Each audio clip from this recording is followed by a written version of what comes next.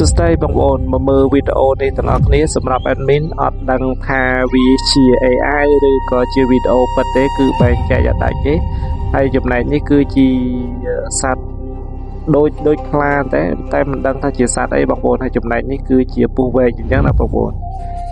ហើយពស់វែកនេះគឺវាអត់ខ្លាចដែរហើយសម្រាប់អាសត្វនេះ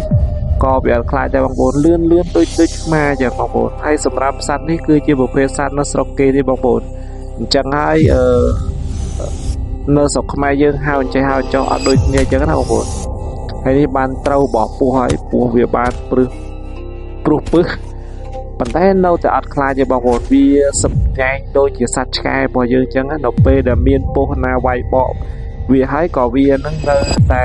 សម្រុកទៅរកពស់នឹងដែរបងប្អូនសម្រាប់ឆ្កែរបស់យើងតែអាសត្វនេះក៏ដូចជាឆ្កែដែរបងប្អូន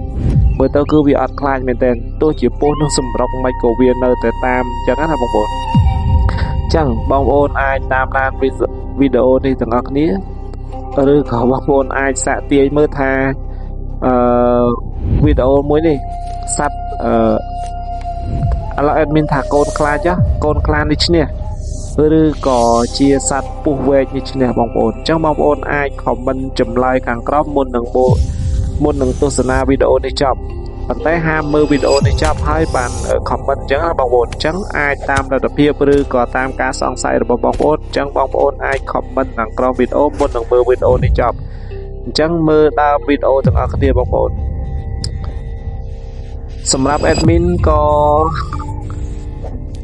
មិនដឹងថាមួយណាឈ្នះមួយណាដែរណាបើ admin ណា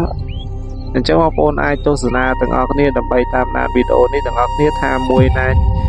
ខ្លាំងជាងមួយណាបងប្អូនមើលការវាយប្រហាររបស់វាគឺចាប់ផ្ទះតែបងប្អូនអញ្ចឹងវាអីដែលសំខាន់វារកតែក្បាលទេបងប្អូនសម្បីកតុយវាអីចឹងក៏វាអត់ខំ